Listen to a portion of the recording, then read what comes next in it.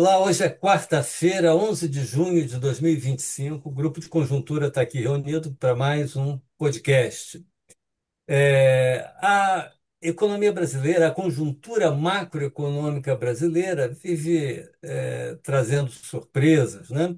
E uma delas é a seguinte: no ano passado, lá no final do ano passado, a maioria dos analistas, nós incluídos, considerávamos que primeiro, quanto às duas principais variáveis macro. Primeiro, o PIB ia desacelerar fortemente.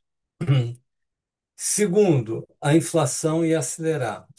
Há várias razões para essa análise.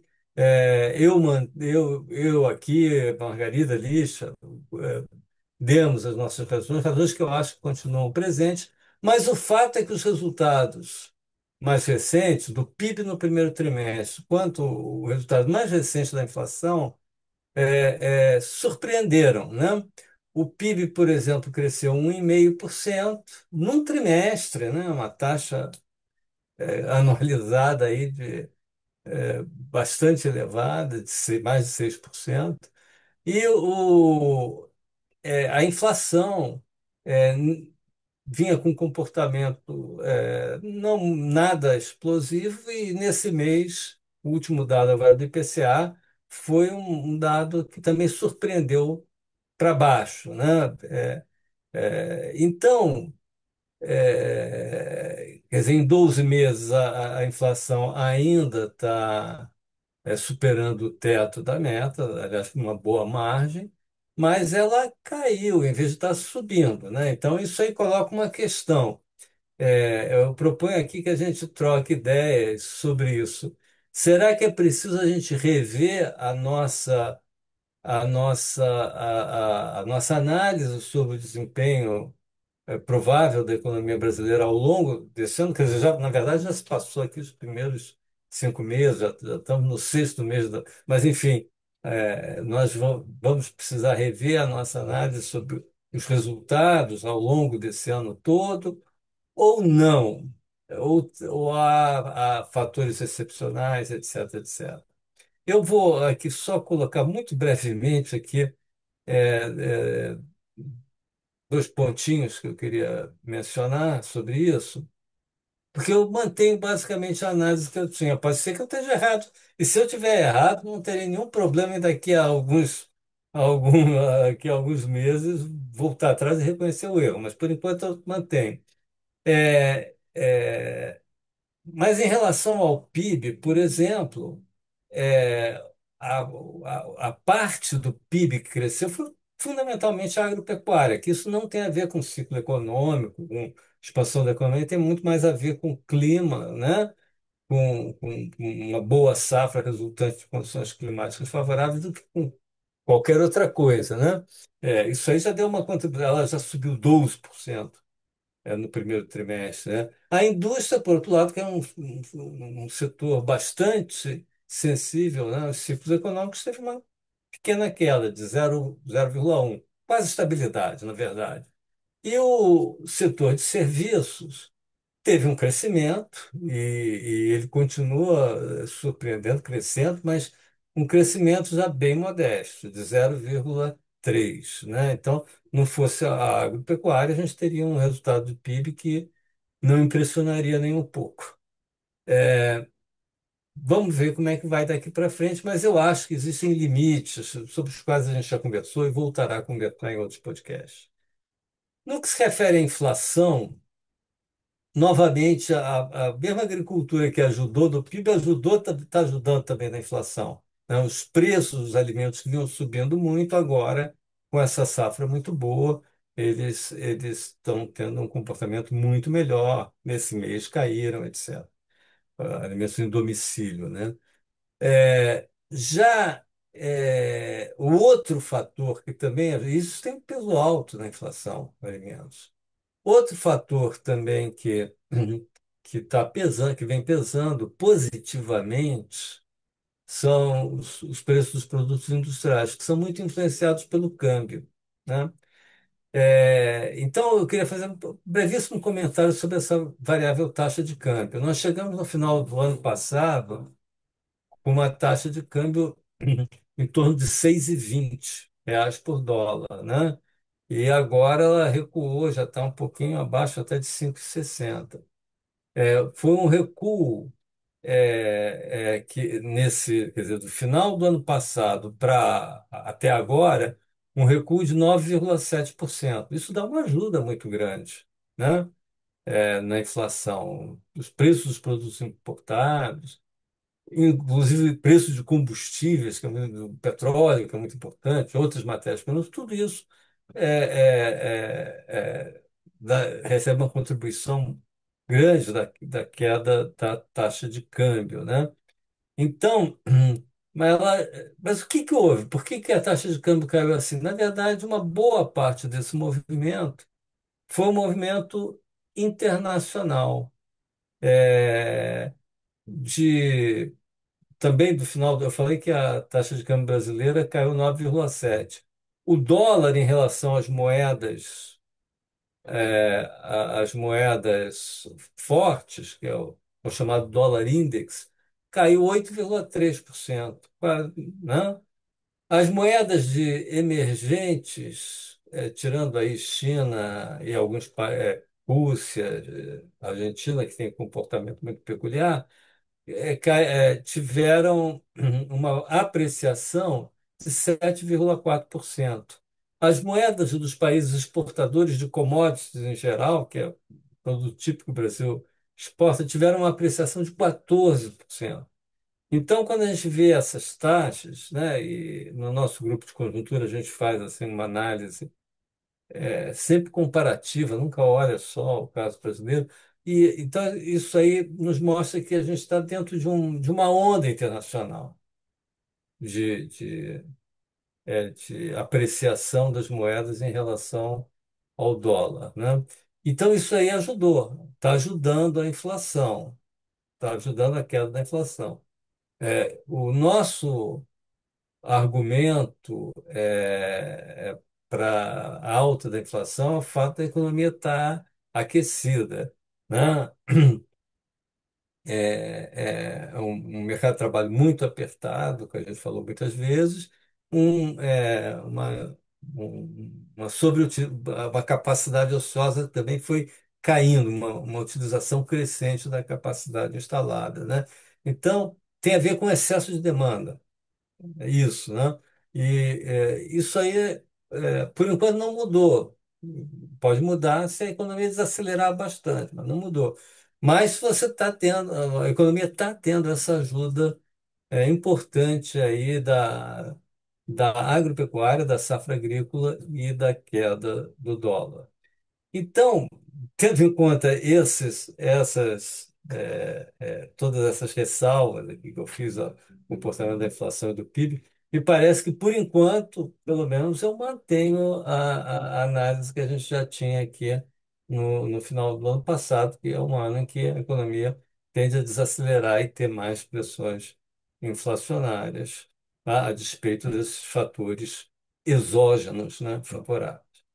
Mas eu queria fazer essas considerações, passo aqui para os meus colegas, Margarida, Tisha, depois. Bom, boa tarde a todos. Então, vamos falar um pouquinho aí da inflação, né? E eu sempre gosto de desagregar o IPCA por dentro dele, né? Para a gente, inclusive, ali percebe quais são os principais componentes de um processo inflacionário, que, em geral, a inflação é sempre uma combinação variável de três fatores: demanda, custos e expectativas, né? Então, nós temos aí ainda pressões de demanda, como o Francisco Eduardo colocou. Apesar da política monetária super contracionista, nós já temos discutido que uma série de impulsos fiscais aí e a agropecuária, né, surpreendeu muito positivamente. Os impulsos fiscais estão garantindo um mercado de trabalho extremamente aquecido, né, operando já com sobre utilização aí da mão de obra, né, com fatores aí de pressão sobre a demanda por trabalho muito superior à oferta de trabalho, isso já gerando aumento de salários e tal. E essas pressões de demanda, elas aparecem muito na inflação de serviços. Então, a inflação de serviços que está dentro do IPCA, ela está acumulando em 12 meses uma alta de 5,7%. E o peso do setor serviços no IPCA é de 36%. Então, nós temos ainda pressões de demanda claras aparecendo, especialmente na inflação de serviços, né? Nós temos um alívio de custos, alguns alívios de custos, como o Francisco já mencionou, uma apreciação cambial, que é fruto de fatores internacionais, uma queda nos preços de todos os combustíveis no Brasil, e aí nós temos também a super safra agrícola. E onde é que esses alívios de custos aparecem? Se a gente olhar só o componente bens industriais no IPCA, que tem um peso de 23%, ele está acumulando em 12 meses uma alta de apenas 3,82, muito inferior à de inflação de serviços de 5,7, né? Então, isso está dando a queda dos preços das commodities também, né? A queda dos preços em commodities, aqui a gente está usando o índice do Banco Central, e esse preço de commodities é preço em real. Então, já é uma combinação do câmbio e de preço de commodities no mercado internacional fixados em dólar. Então, a queda dos preços em commodities nessa medida, no ano, já é de 9,1%, né? Então, isso barateia todas as commodities no Brasil, né? E vai além daquilo que é energia, petróleo, né? Todas as outras também sofrem a influência desse indicador. Alimentos, né, apesar da super safra agrícola e tal, ainda estão acumulando em 12 meses 7,3%. Então, qual é o significado disso? É que no passado a gente teve uma inflação muito alta de alimentos, né? Então, ainda em 12 meses, essa inflação está sendo carregada. Então, apesar da deflação de alimentos no mês de maio, a gente tem aí uma alta acumulada de 7,2%. E em alimentos, pesa 16% no IPCA. Então, passada essa super safra, a gente ainda vai ter uma inflação em 12 meses de alimentos bastante alta, né? É, então, essas são as desagregações por dentro do IPCA que refletem isso. Agora, em cima disso tudo, nós temos ainda expectativas de inflação para o ano de 5,44%. É a última pesquisa Focus do Banco Central. E esse componente inflacionário, ele atua sobre todos os fatores aí, todas as dimensões do processo inflacionário. Então, elas ainda estão bastante desancoradas, né? E isso vai obrigar o Banco Central, é uma variável muito monitorada pelo Banco Central, porque expectativas de inflação, como eu costumo dizer, fazem a inflação de fato ocorrer, porque elas norteiam os agentes econômicos na hora em que eles vão reajustar preços, né? Os preços monitorados, que são aqueles preços determinados por uma decisão de governo, quer seja federal, estaduais ou municipais, eles estão acumulando ainda 5,47%, apesar da queda que a gente teve nos preços de combustíveis, que são preços monitorados, né? Então, o que eu queria chamar a atenção é que esse IPCA, no total, que está dando 5,3% em 12 meses, quando a meta de inflação é 3%, ele está nesse número que ainda é muito alto, apesar dos alívios de custos que a gente está vivendo e que a gente não tem certeza que a gente vai viver daqui para frente. Quer dizer, esses alívios de custos, a gente não sabe quanto tempo eles vão durar. Principalmente o efeito câmbio e o efeito preço de commodity, porque a gente tem um mundo aí também muito incerto, né? Qual vai ser o nível de atividade econômica que vai prevalecer daqui para frente na economia internacional? Então, eu acho que a gente tem aí um quadro de inflação, apesar dos dados mensais, mês de maio, serem muito bons e muito melhores do que a gente esperava, nós temos ainda um quadro de inflação que eu diria bastante preocupante e aliviado por tensões de custos para baixo, né? Então, eles poderiam estar muito piores. O problema todo está nesse alívio de custos, que a gente não comanda, a gente não controla, nem o Banco Central, né? São fatores que nós dizemos que são exógenos à trajetória da inflação, mas que impactam a inflação. Ok? Então, agora eu vou passar para o Lixa, e aí ele vai fazer mais algumas considerações também. Minhas considerações vão no mesmo sentido que o que Margarida e Francisco Eduardo colocaram, não? Ou seja, temos um alívio, basicamente com a inflação que saiu para o mês de maio, com algumas boas notícias, basicamente em bens industriais e, como a Margarida falou, no preço das commodities. A gente está vendo isso também quando a gente olha para o IGPM, tá? O IGPM do mês de maio já veio com deflação. Ontem foi divulgado pela FGV a prévia para o mês de junho do IGP, o GPM, e também pode estar dando alguma deflação, tá? Basicamente, o IPA está por causa do preço das commodities caindo, o IPA pode voltar a ter ter um número negativo, não, no mês de junho, tá? Ou seja que essa pressão nos custos baixistas deve continuar por pelo menos este mês, ainda que, como a Margarida já destacou, não sabemos se nos meses seguintes isso vai continuar. Mas está sempre a tirania dos números, digamos assim. Quando a gente vê o acumulado em 12 meses, vou simplesmente repetir os números que Francisco Eduardo e Margarida destacaram. A inflação cheia em 12 meses, acumulada em 12 meses, o IPCA está em 5,32. A inflação de alimentos está em 7,19. Bom, os núcleos estão também ainda num patamar elevado. O Banco Central calcula 9 números, mas ele faz uma média dos cinco principais, não? Então, a média desses cinco principais está em 5,17, tá? Ou seja, muito um número parecido, 5,17, parecido com da inflação cheia de 5,32, tá? Agora, a inflação de serviços subjacentes, aquele que está mais associado ao ciclo econômico, está em 6,75, não? Margarida tinha dado o dado para total de serviços, tá? Mas serviços subjacentes também está em um patamar elevado, 6,75.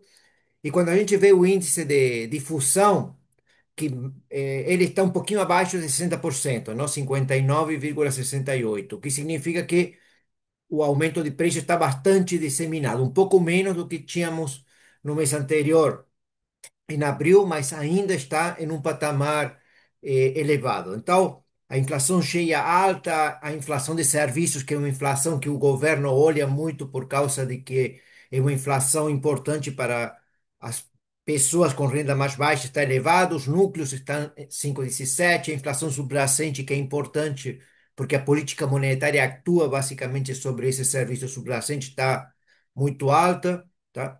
E o último ponto foi o que a Margarida destacou sobre a desancoragem das expectativas de inflação, tá? Margarida destacou que para este ano a inflação esperada, segundo o Boletim Focus, a mediana 5,44, mas para os meses, para os anos seguintes, continua desancorada, não? Para 2026 está em 4,50 e para 2027 está em 4 ainda. Ainda em 2028, 3,85. Então, ainda em um horizonte de mediano prazo, a inflação não está, as expectativas de inflação não estão convergindo, tá? O que significa que a política monetária deverá continuar num patamar suficientemente restritivo, tá? Então, eh, basicamente, tanto os argumentos que temos colocados, não, é que, no caso, quando a gente olha para a inflação, temos boas notícias agora para o mês de maio, provavelmente devemos ter boas notícias no mês de junho, pelo menos os primeiros levantamentos estão também indo numa boa direção, mas ainda as pressões que a gente tinha destacado na política monetária, na inflação continua e a política monetária, digamos, deve continuar ainda muito restritiva, tá? Tem tido nas últimas semanas alguma revisão sobre o que pode acontecer na próxima reunião do Copom, tá? Sobre se teremos mais um aumento ou não da taxa de juros, tá?